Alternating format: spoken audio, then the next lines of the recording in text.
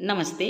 இப்போது சாமானிய பூத்கால் இதில் நம்ம ஒரு சில வினைச்சொற்களோட நே அப்படிங்கிறது சேர்த்துருக்கோம்.